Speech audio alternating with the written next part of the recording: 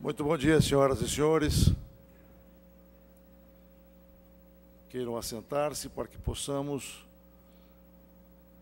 iniciar os trabalhos do último dia do Seminário Trabalho Infantil, Aprendizagem e Justiça do Trabalho. Teremos ensejo agora de começar o painel Autorização Judicial para Trabalho. Competência. Para tanto, eu tenho o prazer de convidar Sua Excelência o desembargador Ciro Darlan de Oliveira, do Tribunal de Justiça do Estado do Rio de Janeiro, para compor a mesa.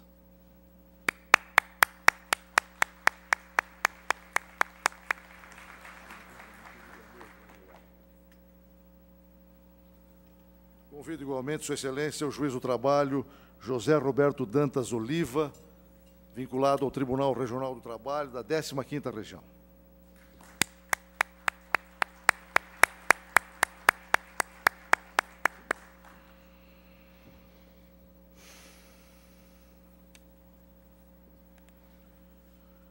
Conforme anunciei, o tema do painel é a competência para a autorização judicial de trabalho infantil.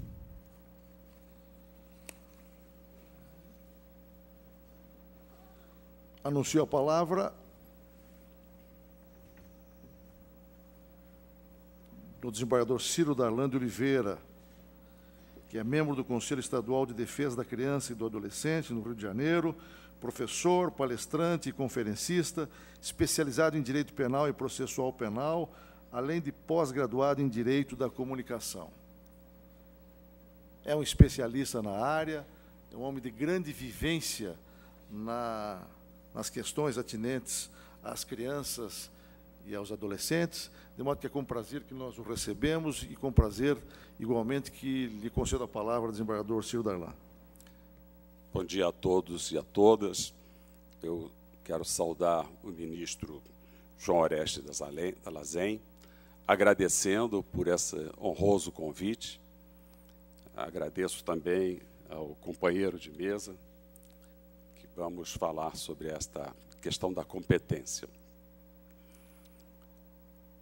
Queria também, antes, reconhecer a grandeza da iniciativa deste seminário, em que nós estamos falando na véspera do Dia das Crianças, véspera em que o Estatuto da Criança e do Adolescente completa 22 anos de vigência.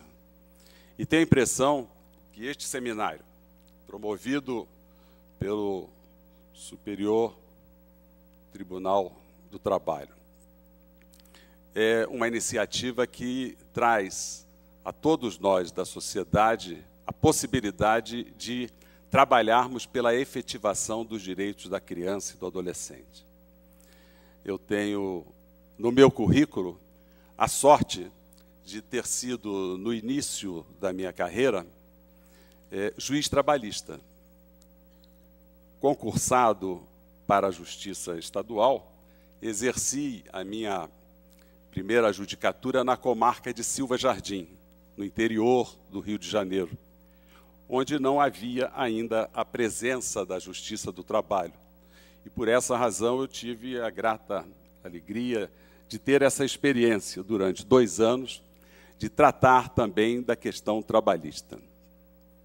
Ao mesmo tempo, e justifica-se a minha presença aqui por este motivo, fui juiz da infância e da juventude desde 1990, o ano em que o Estatuto entrou em vigor, e com a atribuição de ser juiz de uma das cidades mais aversas ao Estatuto e uma das cidades onde há maior índice de violência contra crianças e adolescentes.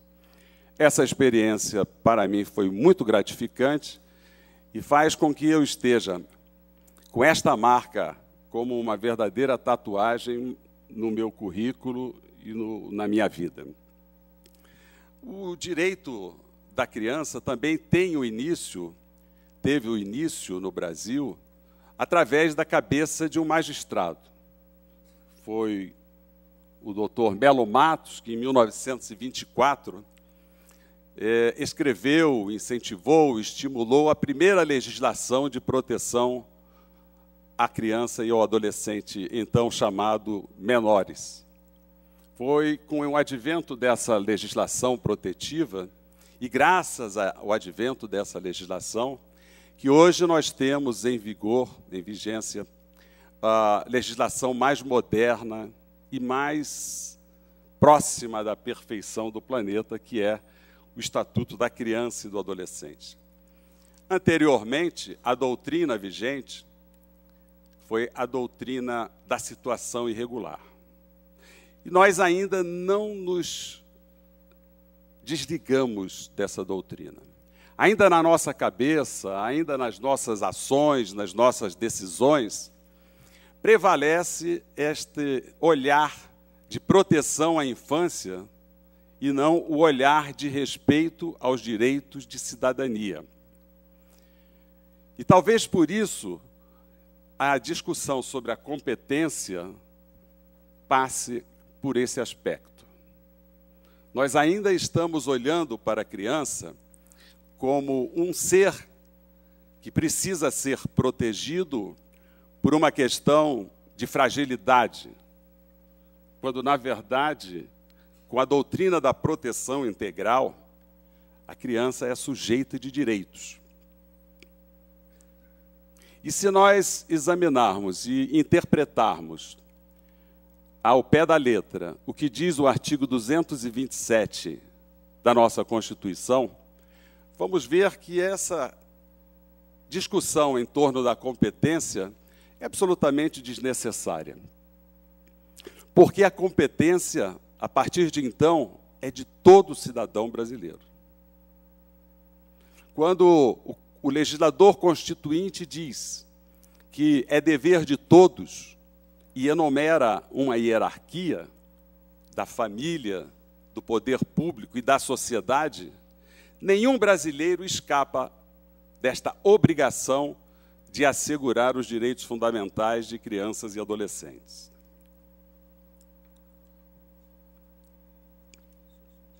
No entanto, o legislador estabeleceu a competência do juiz da infância e da juventude para a efetivação, para a garantia judicial desses direitos.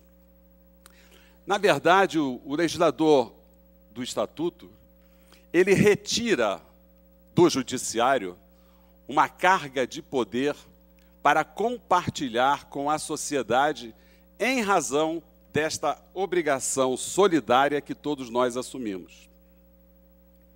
Quando o legislador constituinte diz que é dever de todos, aquele olhar para a figura do juiz de menores, então, todo-poderoso, que legislava, que eventualmente julgava, e que era um grande assistente social, deixa de existir. O juiz passa a ser um garantidor de direito, mas não um garantidor de direito passivo, mas um agente ativo de proteção integral e integrada à criança e ao adolescente.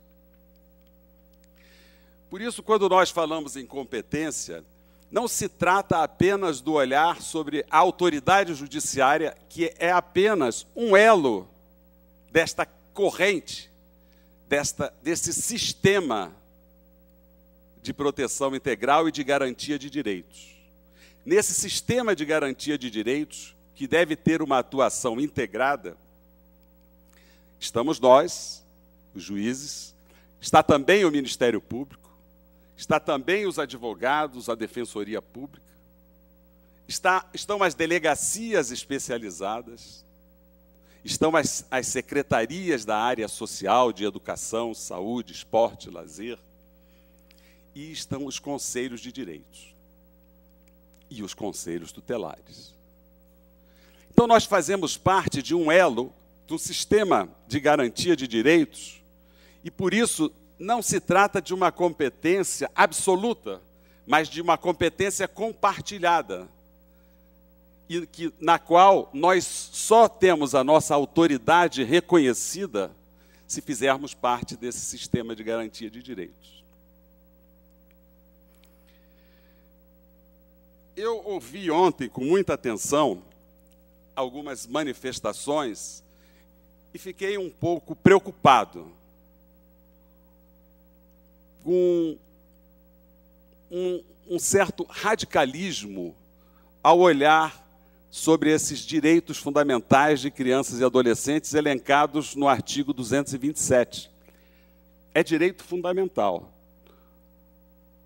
E lá está escrito que é direito fundamental o direito à proteção ao trabalho.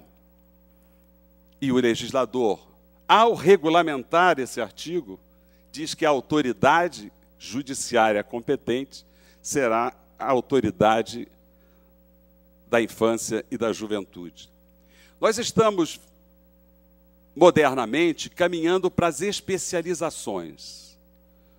Os tribunais superiores cada vez mais se especializam, os tribunais regionais cada vez mais se especializam.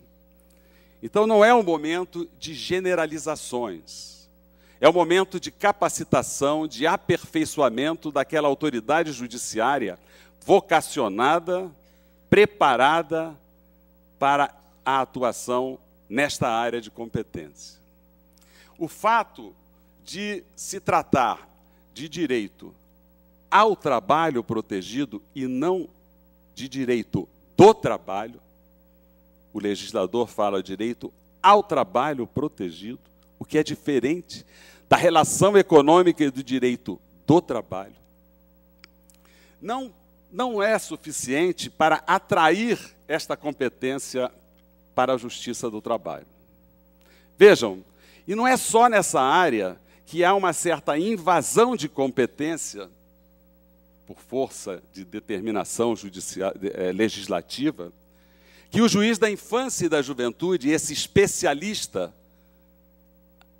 soma na sua competência, por exemplo, a questão da adoção internacional.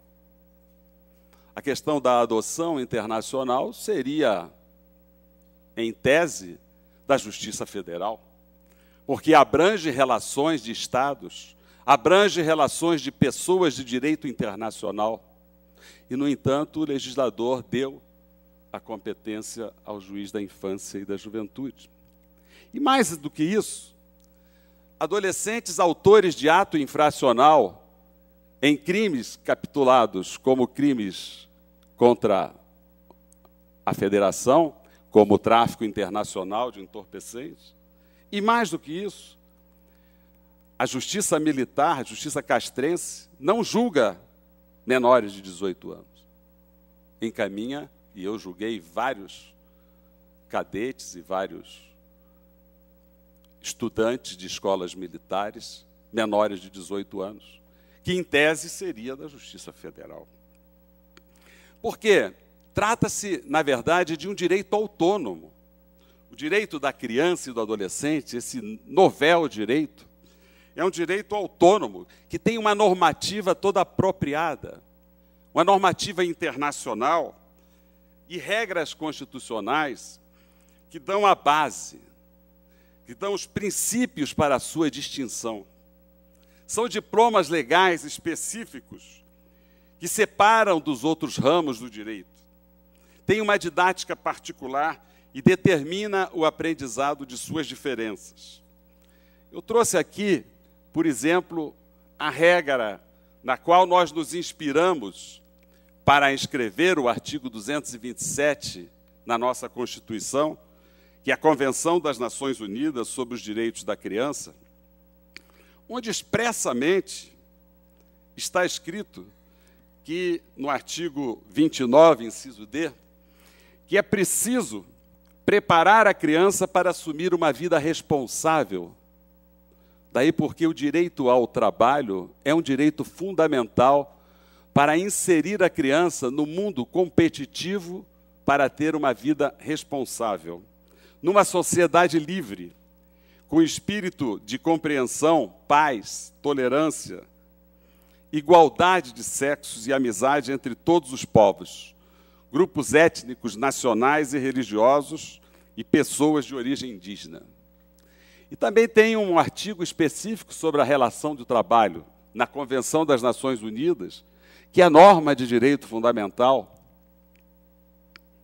O artigo 31 diz que os Estados-partes respeitarão e promoverão na vida cultural e artística a participação plena de crianças e adolescentes na vida cultural e artística e encorajar a criação de oportunidades adequadas em condições de igualdade para participarem da vida cultural, artística, recreativa e de lazer. Ao contrário do que ouvimos ou entendemos equivocadamente, o que o legislador impõe é que a sociedade estimule, incentive a preparação, a participação de adolescentes para que eles não sejam segregados. De uma certa forma, quem defende o contrário, defende um fundamentalismo segregacionista. E isto é a doutrina da situação irregular. Quando olhamos aquele tenista,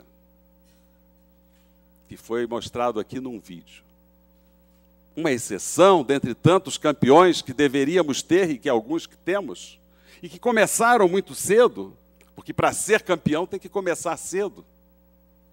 A China, maior detentor de medalhas olímpicas, não é um bom exemplo, porque não é um país livre, nem é um país que defenda e proteja os direitos humanos. Mas as outras potências esportivas começam a ensinar os seus atletas quando eles nascem, quando surge um mínimo de vocação. E são estimulados a serem campeões, e por isso são campeões. Sem falar que os nossos campeões, como Neymar, como Pelé, que foi campeão do mundo aos 17 anos,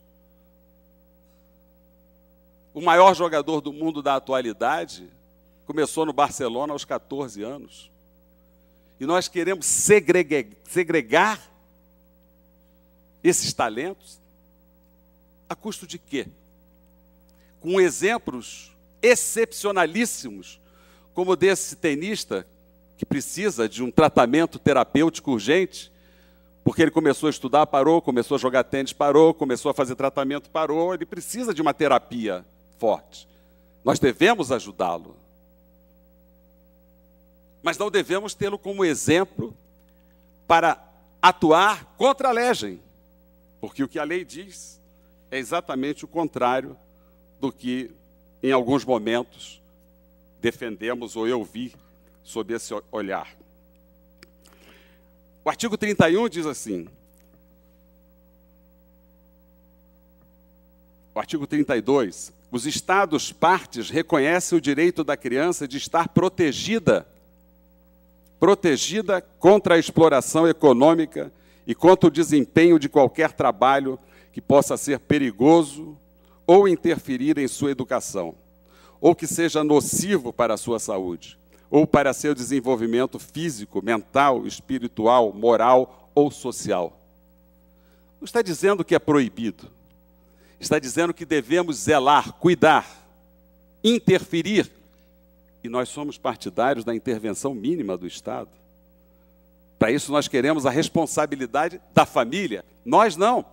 O legislador constituinte diz em uma ordem de hierarquia, é dever de todos, da família. Então é a família que tem que decidir o que é melhor para os seus filhos. Autorização para viajar, autorização para participar de atos de esportivos, artísticos. Isto é um problema privado da família. Se a família se exceder, aí sim cabe a intervenção do Estado, através do Ministério Público, através das medidas que são previstas no artigo 129 do Estatuto da Criança e do Adolescente contra os pais que descumprem com os deveres do exercício do poder familiar.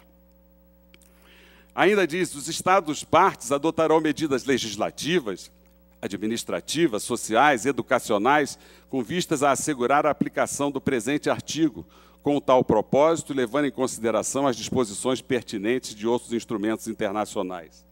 Estabelecer uma idade ou idades mínimas para admissão em empregos. Estabelecer regulamentação apropriada relativa a horários e condições de emprego. Estabelecer penalidades e outras sanções apropriadas a fim de assegurar o cumprimento efetivo do presente artigo. Não diz que é proibido, pelo contrário, diz que devemos estimular, porque se nós fizermos o contrário, nós vamos admitir que os filhos de pais com boas condições econômicas, que são engenheiros, que são médicos, que são arquitetos, estes levam seus filhos para iniciá-los na aprendizagem ao trabalho. Contra esses nada se fala. Aquele filho do operário, pobre, que está fora do mercado de trabalho, tem que continuar fora do mercado de trabalho, porque não se permite a ele a aprendizagem no trabalho. Porque tamanhas são as restrições que o Estado legal, formal faz e que o Estado paralelo não faz. E por isso nós temos tantos adolescentes envolvidos em prática de atos infracionais, em razão da necessidade de sobrevivência e da impossibilidade da sociedade acolhê-los na sociedade formal. E por isso nós temos o mais alto índice de homicídio, que é na faixa etária entre 14 e 24 anos, porque não se permite, não se dá oportunidade de ingresso no mercado de trabalho. Nós devemos nos unir, sim, e este seminário tem este viés. Ao ver aqui tantas cabeças pensantes, tantas inteligências debatendo esse tema, eu fico feliz e verifico que nós podemos começar uma nova era de efetivação desses direitos. Não mais discutir se eles existem ou se eles não existem, mas efetivação desses direitos em todas as áreas da justiça. Se nós fizermos, e se nós unidos conseguimos obter que esses direitos nos próximos anos venham a ser respeitados, discussões sobre competência ou não competência serão inúteis, desnecessárias, porque se as crianças tiverem acesso aos seus direitos fundamentais, sobretudo da educação, de uma família bem formada, à saúde, ao esporte, ao lazer, à cultura, a questão de competência não nos levará a nenhuma forma de debate. Mas eu queria aqui também falar sobre a atuação dos conselhos de direitos. No Rio de Janeiro, a autoridade judiciária participa desses conselhos de direitos junto com a sociedade civil, junto com o Ministério Público, com a Defensoria Pública, com a OAB, com as secretarias, com as representações do governo. Para quê? Para deliberar, para fiscalizar, para controlar as políticas públicas. É necessário a presença do judiciário nesta mesa de debate permanente com a sociedade civil. E aqui me recordo que nós estamos num debate interessante lá no Rio de Janeiro, porque devido ao alto volume de trabalho, de processos, estamos julgando no Rio de Janeiro 1,5 milhão de processos ano. Isso aí deve ser brincadeira perto da estatística de vocês, que é muito maior, evidentemente. Mas nós julgamos causas diferentes, complexas também, como vocês julgam. Então, estamos buscando soluções de como dar conta desse recado, sem aumentar despesas, porque temos a lei de responsabilidade fiscal. Então, uma das propostas que foi colocada em mesa é que nós temos 20 câmaras cíveis e 8 câmaras criminais. Então, vamos dividir a competência entre todos. E aí, proposta dos desembargadores civilistas. E nós falamos para ele, olha, nós estamos totalmente informatizados na área criminal. Você vai ter que sentar diante da telinha e ouvir testemunha por testemunha interrogatório por interrogatório. E eles não sabiam disso. Ah, temos que fazer isso, temos que sentar, temos que ouvir, temos que, em vez de ficar ouvindo a Carminha, vamos ter que assistir essas novelas da vida real. Eu tenho a impressão que a questão da competência reivindicada pela Justiça do Trabalho passa por aí também. É preciso conhecer a realidade do dia a dia e das responsabilidades de um juiz da infância e da juventude. O juiz da infância e da juventude, ele é juiz 24 horas, porque ele está em casa, dormindo, toca o telefone, é um comissário que está numa fiscalização e quer uma orientação. Está num baile funk, e há uma intercorrência, e é o juiz que ele vai ter que pedir socorro. Nós temos que estar de plantão 24 horas. E eu ouvi aqui algumas críticas da academia com relação aos alvarás. Ora, senhores, alvará é um resumo de um mandamento judicial. Não é um processo. Não tem que estar ali o resumo do processo. Lamentavelmente, algumas pesquisas são feitas por leigos que não conhecem o nosso dia a dia, o nosso procedimento, as nossas regras processuais. Quando o juiz do trabalho emite um alvará, um mandado de pagamento, ele determina o pagamento, ele não diz por que é aquele pagamento, onde ele decidiu aquilo, por que razões ele decidiu aquilo. Isso está nos autos do processo. É preciso saber disso para fazer um juízo crítico. E o juiz, quando ele defere alvará, ele tem que cumprir a lei. Se ele não cumprir a lei, ele é fiscalizado pelo Ministério Público, ele é fiscalizado pela família, ele é fiscalizado pela sociedade e pelas partes de um processo. E a lei diz expressamente que para a autorização judicial, o juiz tem que levar em conta, dentre outros fatores, os princípios desta lei. Sobretudo que se trata de uma criança, de um ser em processo de desenvolvimento, juiz nenhum será irresponsável de autorizar algo que prejudique o desenvolvimento sadio de uma criança. As peculiaridades do local. O juiz tem que conhecer, e o conhece, sabe por quê? Porque o juiz tem toda uma assessoria de comissários que vão ao local, examinar se aquele local é adequado ou não, se tem segurança contra incêndios, contra acidentes, se ele é adequado para fins da presença daquela criança.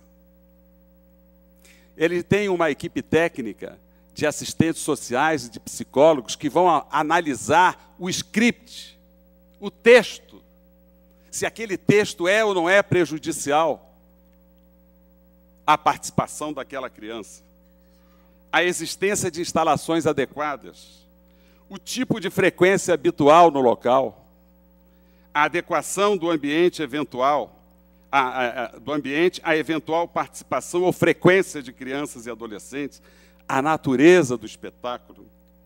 E eu aqui me recordo que eu tive vários embates nesta área. Tive uma senhora produtora de óperas que produziu uma ópera muito bonita, que era a história de uma freira que abortara uma criança. E depois entrou no convento e, arrependida, viveu uma vida santificada e sempre preocupada com esse crime cometido por ela, do aborto. E ao final do grande finale do espetáculo, é que ela chega aos céus cercada por anjos. E essa produtora queria uma cena espetacular, 100 crianças nuas.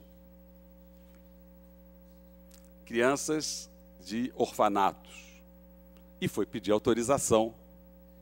E, evidentemente, que após ouvir psicólogos, assistentes sociais, essa autorização foi negada. E eu fui a esse espetáculo no Teatro Municipal do Rio de Janeiro. E no final da peça, as crianças apareceram, evidentemente não nuas, mas de camisolão, e a produtora colocou uma faixa: abaixo a censura. Eu falei, agora eu vou ser vaiado. Ela foi vaiada. Então não é assim, com tamanha irresponsabilidade que nós atuamos. Há exceções, nós erramos, nós proferimos sentenças equivocadas, mas não é a regra. A regra é o acerto. Todos conhecem, ou aqueles que acompanham novelas, o episódio de Laços de Família, em que uma criança participava, um bebê participava de cenas em que, por 19 vezes, ela era obrigada a chorar no colo da mãe, e ela criou uma ojeriza tamanha aos atores que ela já não queria mais participar depois da 19ª cena. O alvará foi deferido sob condições de não participar de cenas de violência, não participar de cenas de drogas, não participar de cenas de desrespeito à família. E esse alvará foi descumprido. E por causa disso foi cassado a participação de crianças nessa novela. Todos viram que foi dedicado quase 10 minutos de Jornal Nacional numa campanha vil e infamante contra a censura do judiciário.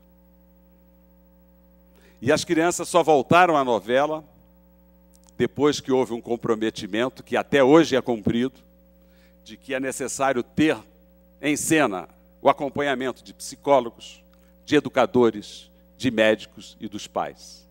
Se isso não acontece em outros lugares, não podemos generalizar. Sobretudo a academia não tem o direito de generalizar. Tem que falar especificamente daquele local onde foi feita seu estudo, sua pesquisa. Na verdade, tudo se faz com muita responsabilidade.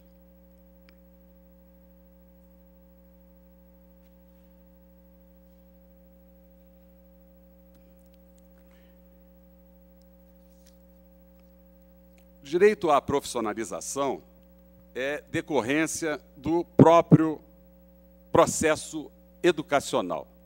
Não é à toa que o capítulo da educação antecede ao capítulo do direito ao trabalho protegido. Porque no próprio artigo 19, que define, tanto aqui como da Lei de Diretrizes e Bases da Educação, que define o direito à educação, nós vamos ver que a criança tem direito à educação visando ao pleno desenvolvimento de sua pessoa, preparo para o exercício da cidadania e qualificação para o trabalho. O próprio direito à educação, que é um direito fundamental básico, ele estabelece que o adolescente tem que ser preparado para o trabalho. Então, nós temos, sim, que aperfeiçoar o nosso sistema de fiscalização.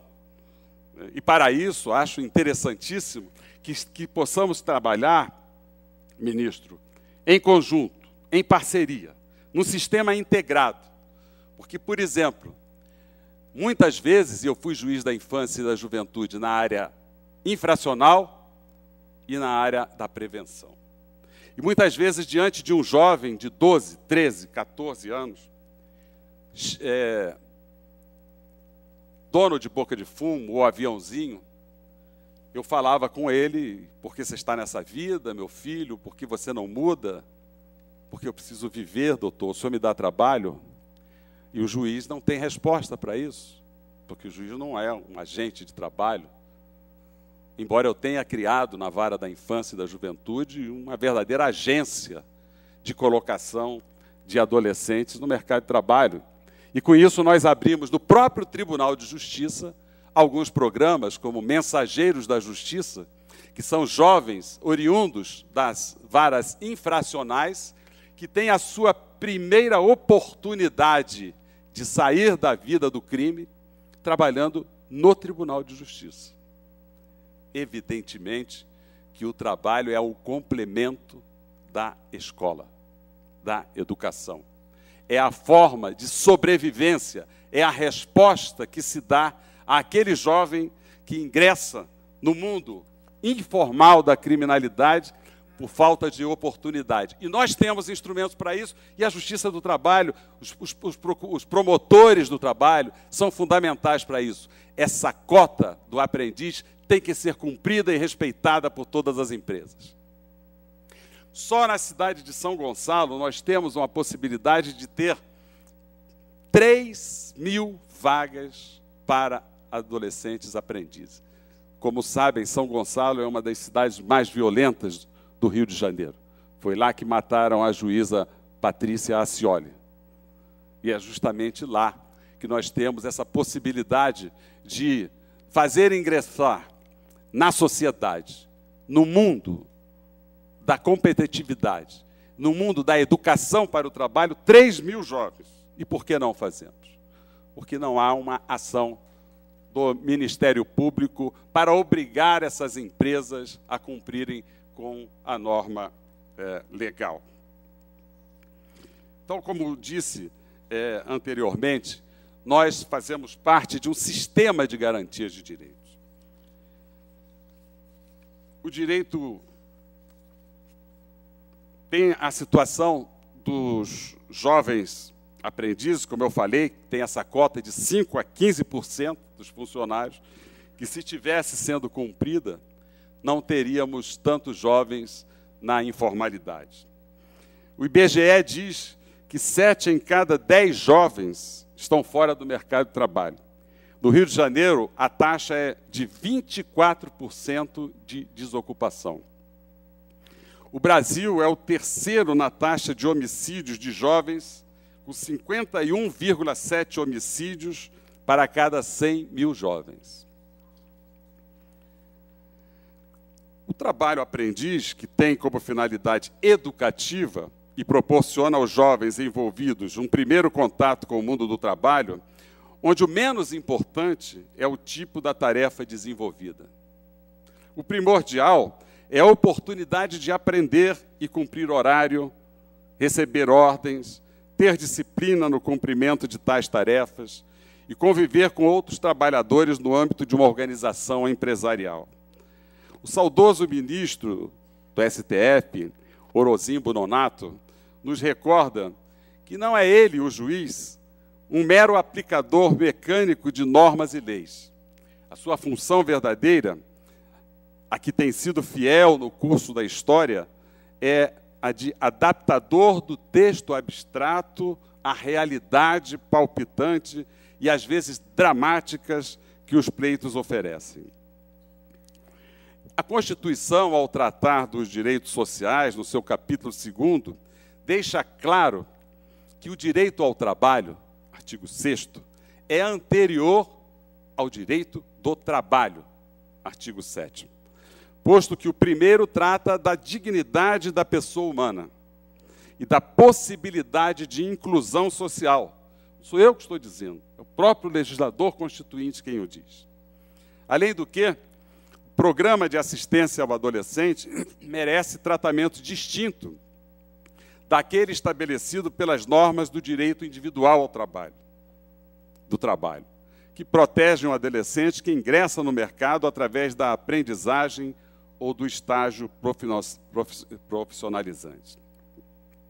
É necessário concluir que o trabalho educativo difere do trabalho de fundo econômico, voltado exclusivamente para a subsistência.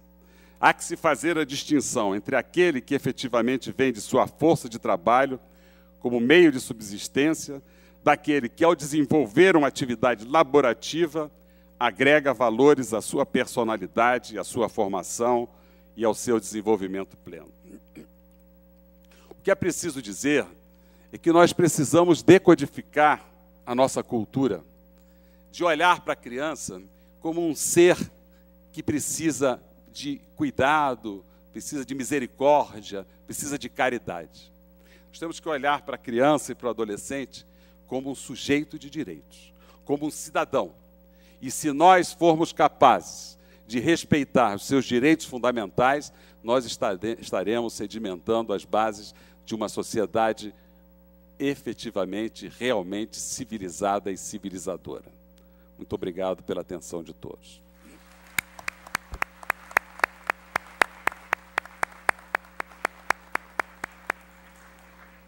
Os nossos profundos agradecimentos ao eminente desembargador Ciro Darlan de Oliveira.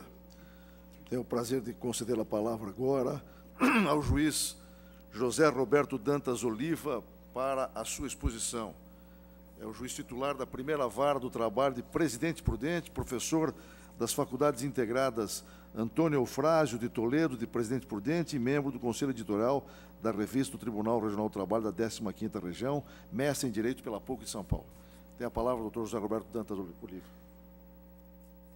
Enfim, o que pode fazer um homem válido e na força da idade, não será equitativo exigi-lo de uma mulher ou de uma criança, especialmente a infância, e isto deve ser estritamente observado, não deve entrar na oficina, senão depois que a idade tenha desenvolvido nela as forças físicas, intelectuais e morais.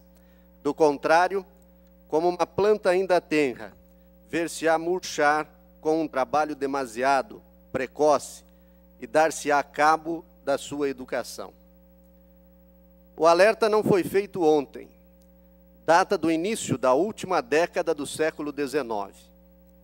Uma súplica para o mundo do Papa Leão XIII, que consta da encíclica Rerum Novarum, de 15 de maio de 1891.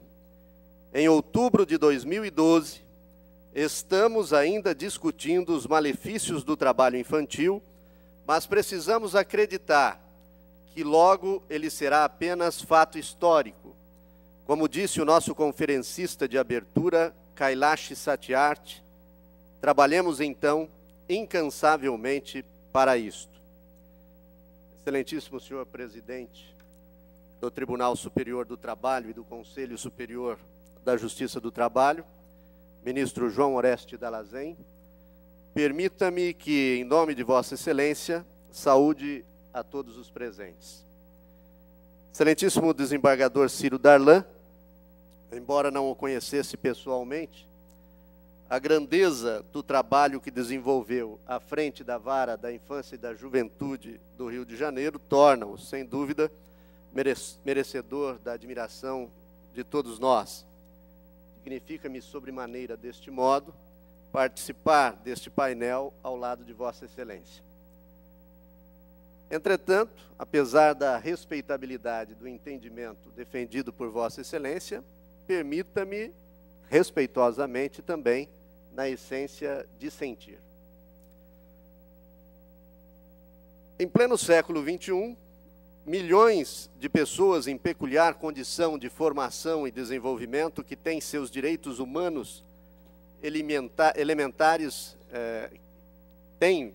seus direitos humanos elementares violados em todo o mundo.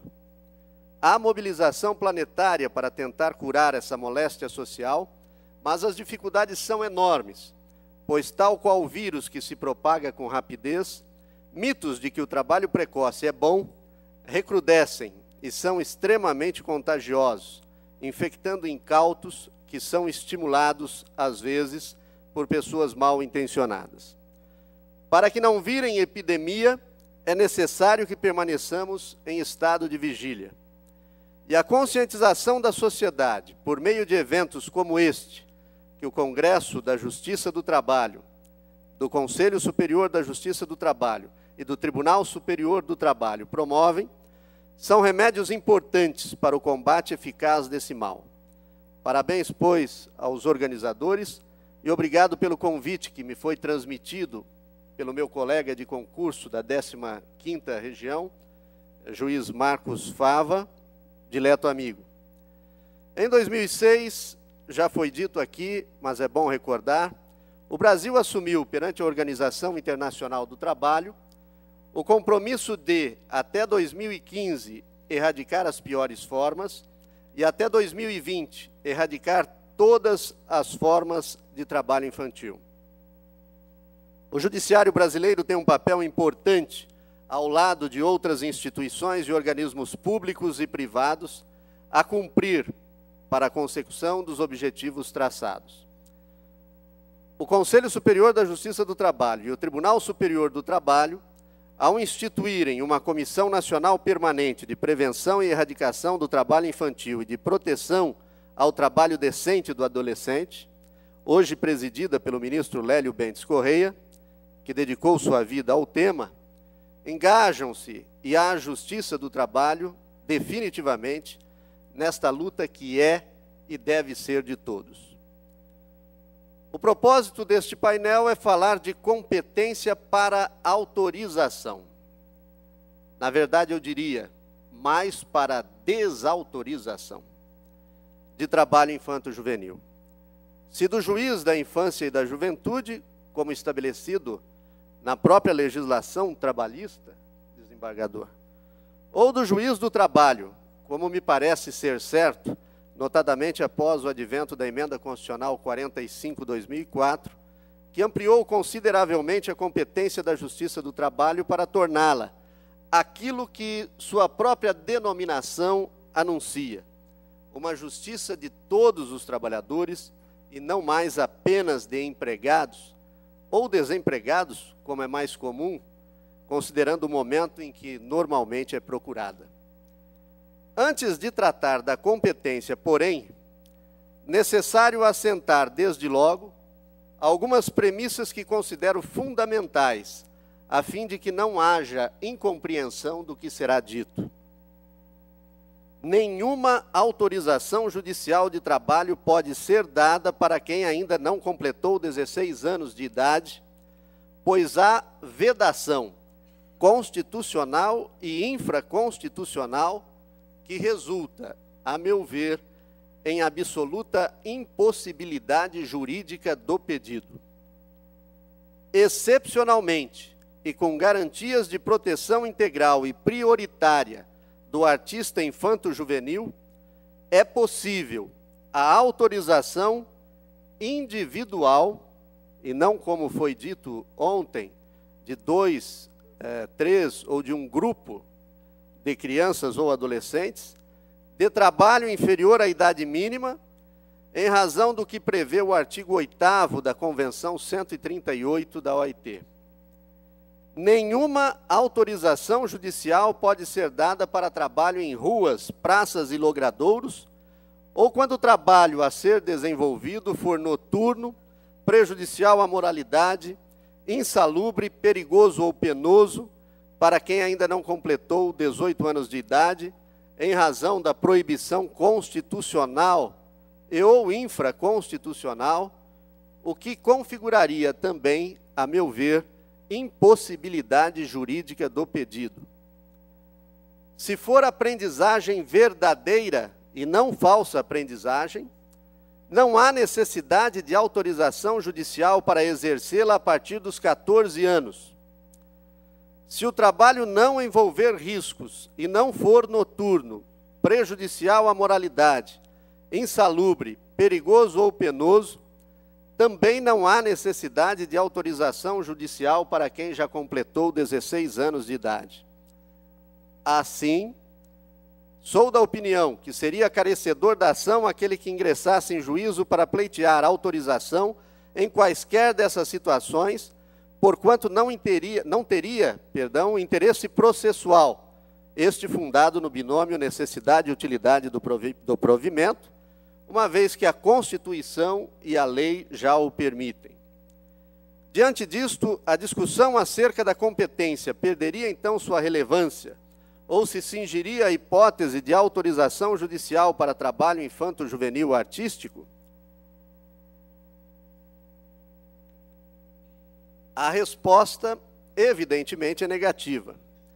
Ainda que haja diminuição dos pedidos quando aumentar a conscientização dos malefícios do trabalho precoce, e a família, ou na sua falha, a sociedade e o Estado passarem a cumprir efetivamente seu dever constitucional de proteção prioritária e integral de crianças e adolescentes, também agora de jovens, a partir da Emenda Constitucional 65 de 2010, até para extinguir qualquer feito sem resolver o mérito, por impossibilidade jurídica ou falta de interesse processual, ou mesmo negar a autorização solicitada, há que se decidir qual seria o juiz competente, uma vez que os pedidos continuam a ser formulados em juízo.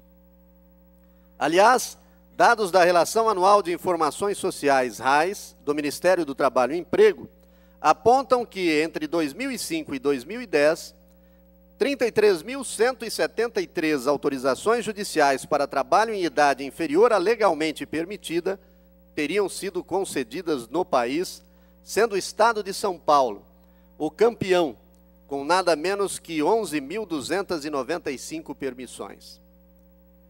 Ainda que hoje já se saiba que tais números foram inflados por empregadores inescrupulosos que declaravam falsamente a existência de alvarás na RAIS para que a contratação formal e irregular de crianças e adolescentes não fosse detectada, os dados, de qualquer modo, continuam alarmantes. Hoje, a Secretaria de Inspeção do Trabalho anuncia que faz uma varredura nas empresas que declaram a existência de alvarás, autuando os infratores que informam incorretamente a RAIS.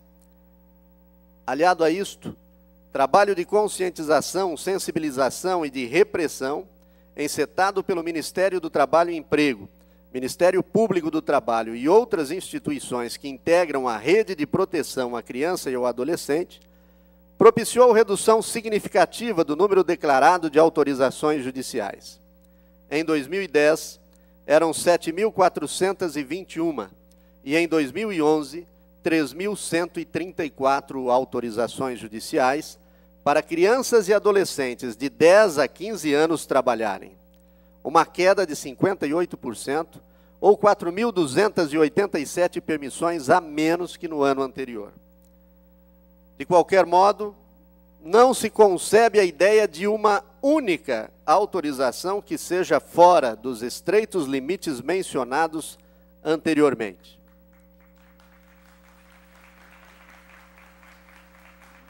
O que dizer de mais de 3.000 ainda existentes?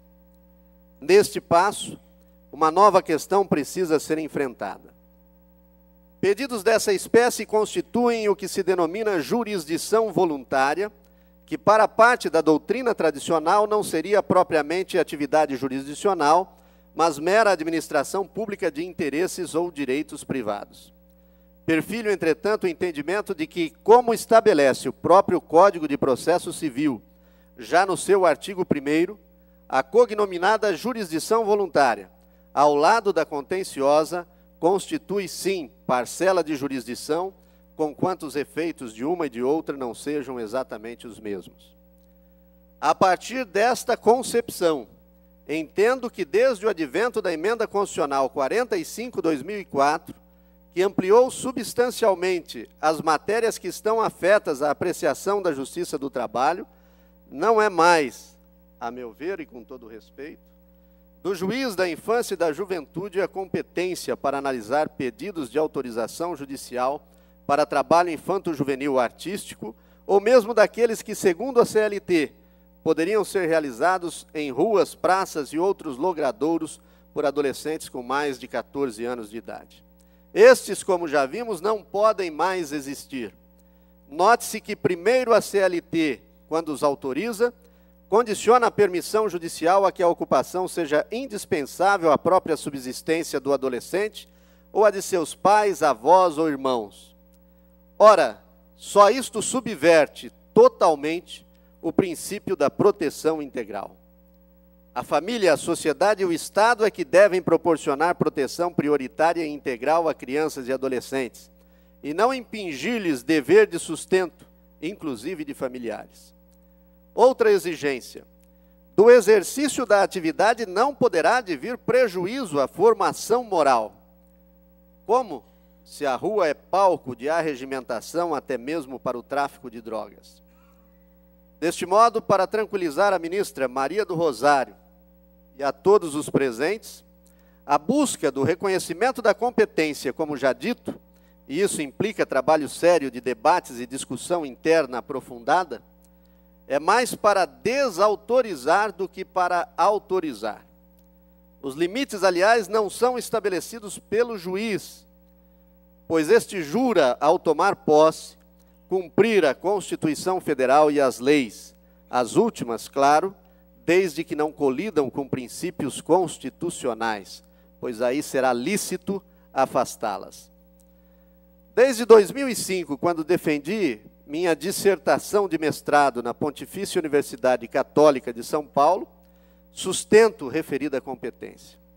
Apresentei tese em maio de 2006 no Congresso Nacional de Magistrados do Trabalho, promovido pela Associação Nacional dos Magistrados do Trabalho, em Maceió, Alagoas, que foi então aprovada.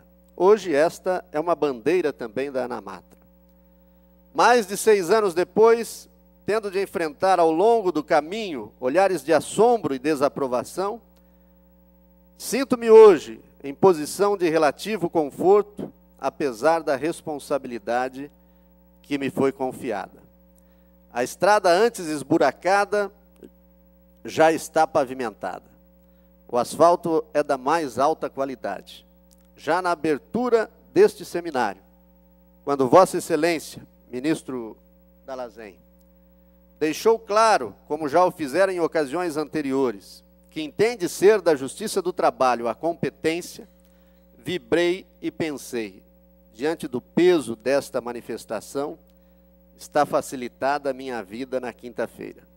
Aliás, não fosse a brilhante exposição do desembargador Ciro Darlan, não teria mesmo o que falar hoje. Ontem, novamente, o Procurador-Geral do Trabalho, Luiz Antônio Camargo de Mello, dizendo não entender por que, em matéria de autorizações judiciais, magistrados da Justiça do Trabalho abrem mão de sua competência, concitou: não podemos abrir mão de competência ou atribuição. Sucederam-se manifestações no mesmo sentido dos doutores Sandra Regina Cavalcante e Rafael Dias Marques. Diante da autoridade de tais pronunciamentos, resta-me apresentar como pequeno contributo para a reflexão de todos e na tentativa de corroborar tão lúcidas e abalizadas posições, alguns argumentos complementares que embasam cada vez mais meu entendimento de que a competência é trabalhista. Não se ouvidou ou ouvida que a CLT atribui ao juiz de menores referida competência, nem que o artigo 149 do ECA, quando trata de trabalho infantil artístico, embora se refira apenas à autoridade judiciária competente, sem especificá-la, estipula no artigo 146 que a autoridade a que se refere esta lei é o juiz da infância e da juventude ou o juiz que exerce essa função na forma da Lei de Organização Judiciária Local. Entretanto, o artigo 114, inciso 1º da Constituição Federal, agora é de clareza solar. Tratando-se de relações do trabalho, lato e não mais estrito sensu, compete à Justiça do Trabalho processar e julgar as ações que delas se originarem. A expressão relação de trabalho deve ser entendida como continente, do qual a relação de emprego é apenas conteúdo, ou seja, gênero que comporta múltiplas espécies, sendo a relação empregatícia só uma delas. Nada excepcionando a carta, com ela colidem as regras infraconstitucionais que outorgam ao juiz da infância e da juventude competência para permissões de trabalho infanto-juvenil, inclusive o artístico. E vários são os motivos justificadores da referida competência. Em primeiro lugar, estando as consequências do trabalho afetas à Justiça do Trabalho, não há o que justifique que a autorização que o precede possa ser dada por juiz que ulteriormente será incompetente para analisar tais efeitos. A questão é jurídica, de lógica, envolve a necessidade de unidade de convicção e de interpretação sistemática. Antes da modificação do artigo 114 da Constituição Federal, havia a autêntica pulverização de competência em diversas matérias, envolvendo inclusive trabalho infanto-juvenil. Hoje não mais, tudo se concentra na Justiça do Trabalho. Vejamos. Primeiro, se antes, em razão de uma autorização judicial, se formasse apenas uma relação de trabalho e não de emprego, a competência seria da Justiça Comum Estadual ou do Distrito Federal, conforme o caso, para resolver quaisquer litígios dela decorrentes. Hoje, não mais. Ainda que não haja ou se pleiteie reconhecimento de vínculo empregatício, e mesmo que tenha de recorrer ao Código Civil ou ao Estatuto da Criança e do Adolescente, é o juiz do trabalho quem solucionará todas as questões que envolverem trabalho humano individualmente prestado. Caso a criança ou adolescente, 2. Caso a criança ou adolescente, no exercício de trabalho autorizado judicialmente, sofresse eventual dano material ou moral, se derivado de relação que não fosse empregatícia, a competência seria da Justiça Comum Estadual e do Distrito Federal. Havia, não faz muito tempo, questionamentos até sobre se seria da Justiça do Trabalho quando houvesse relação de emprego. Hoje, a teor do artigo 114, inciso 6º da Constituição Federal, não há dúvida que em ambas as situações será competente apenas a Justiça do Trabalho. O contratante, 3. O contratante de pessoa em peculiar condição de desenvolvimento, criança ou adolescente, está sujeito à fiscalização e sanções administrativas por parte do Ministério do Trabalho e Emprego, conforme previsão contida nos artigos 434 e 438 da CLT. Antes, qualquer insurgência a respeito teria que ocorrer na Justiça Federal.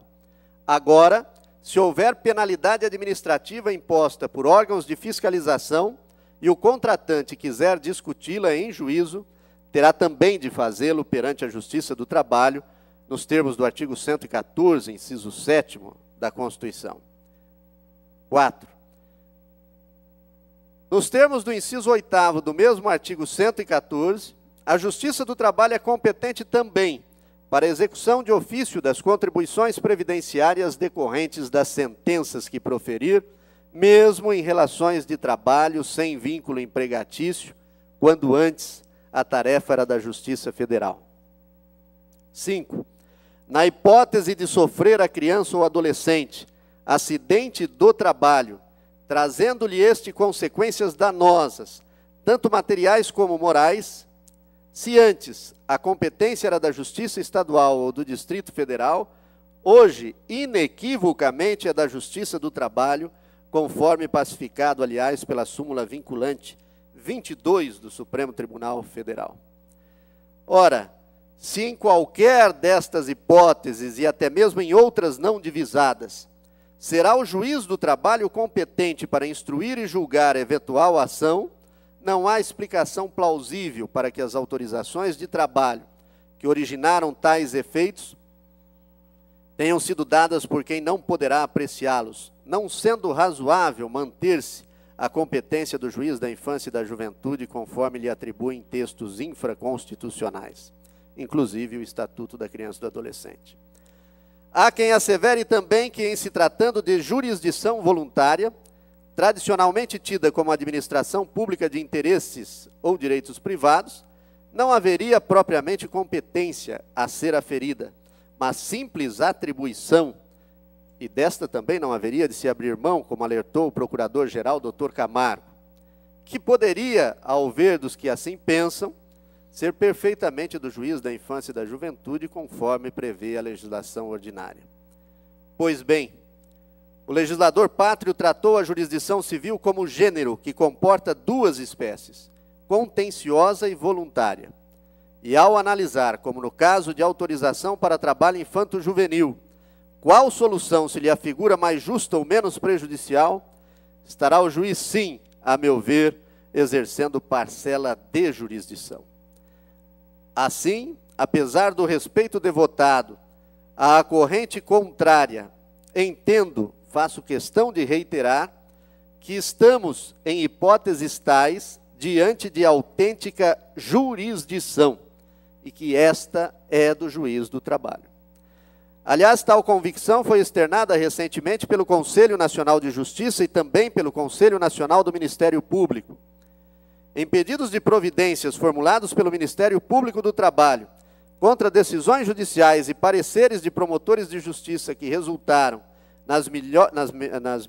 nas milhares de autorizações já mencionadas para trabalho em idade inferior à mínima constitucionalmente permitida, ambos os conselhos entenderam que a matéria não era administrativa, mas jurisdicional, não lhes cabendo por isto interferir.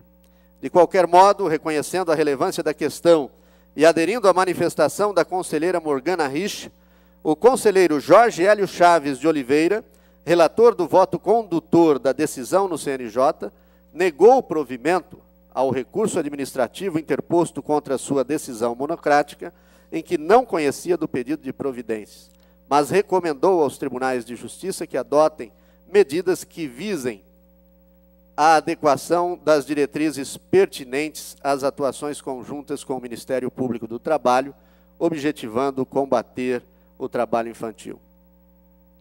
Já o CNMP, acatando a unanimidade o voto da conselheira Sandra Lia Simon, deu procedência parcial e estabeleceu que o Ministério Público deve, quando se manifestar favoravelmente ao trabalho de crianças e adolescentes, com menos de 16 anos, deverá encaminhar, por meio eletrônico, cópia do parecer à Comissão para Aperfeiçoamento da Atuação na área da Infância e Juventude. Acerca da competência, os temas processuais não empolgam ou sensibilizam tanto quanto questões materiais. Por vezes geram dúvidas, como a suscitada ontem pelo Dr. Renato Mendes, da OIT Brasil. Não seria melhor atuar de forma complementar? Aproveito o ensejo para responder. Estamos, a meu ver, diante de competência absoluta, e qualquer decisão proferida por juiz materialmente incompetente para autorizar ou negar, não importa, trabalho, será nula de pleno direito. Essa a razão pela qual, a meu ver, se torna necessário definir de vez de quem é a competência. Por questão de honestidade intelectual, necessário reconhecer que o Colendo Superior de Tribunal de Justiça tem decidido que a competência é da Justiça Comum. Entretanto, já houve cancelamento até de súmulas e aguarda-se para breve de outras que inserem no âmbito da Justiça Comum matérias que são sabidamente da Justiça do Trabalho, como competência para apreciar questões envolvendo processo eleitoral sindical, súmula 4, ação de cumprimento, súmula 57, contribuição sindical, súmula 222 e contribuição sindical rural, súmula 396. Me encaminho já para o final, ministro. O melhor mesmo, como diz meu colega e amigo Homero Batista Mateus da Silva, juiz do trabalho da 2ª Região e professor da USP, seria uma lei ordinária, por fim, a discussão sobre a autorização excepcional do trabalho da criança e do adolescente.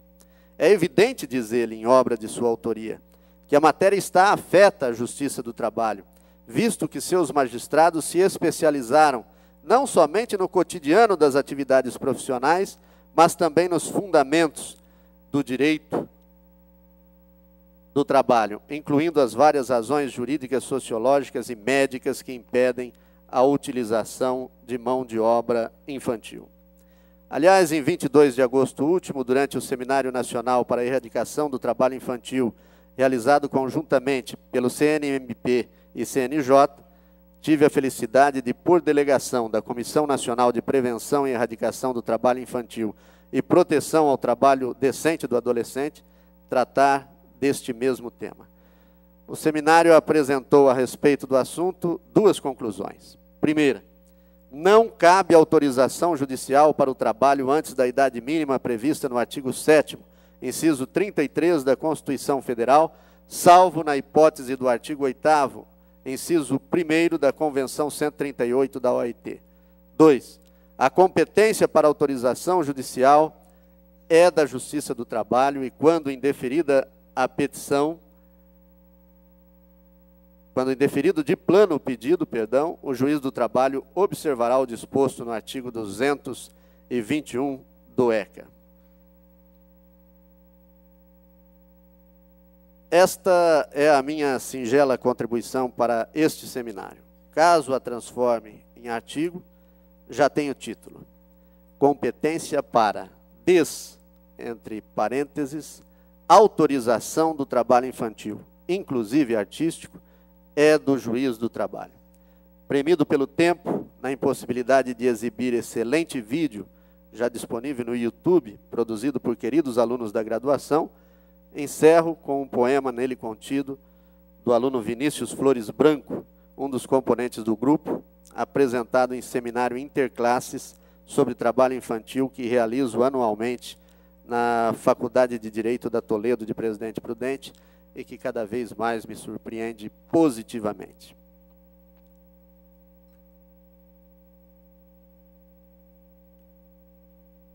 A gente fingia que era médico, doutor, jogador. A gente sabia que ia ser o que a gente ainda não era. Nos sonhos, quando dormia, a gente sabia decor. Uma certeza de menino que não sabe que outro destino por ele espera. Não caíra o último dente, já precisei levantar tijolo, levantar cedo. Faltava leite, faltava luz. O escuro é vergonha que deveria ser velada, não fosse já de todo ignorada. Quando da boca os dentes não mais caíam, esvaíam-se os sonhos em segredo. A escola era longe, custava tempo. Viver é caro e custa dinheiro. Sonho não se come, então não vale nada. Começou logo a crescer a barba. Não vale muito para quem já faz tempo, é homem. Daí em diante o tempo é fugaz, como cachaça para inebriar. É esse o resumo da história de um trabalhador precoce. Obrigado, doutor, por me ajudar.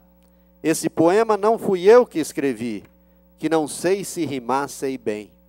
Para mim, homem só rima com fome. Bom dia a todos e muito obrigado. E desculpem aí se me excedi no tempo.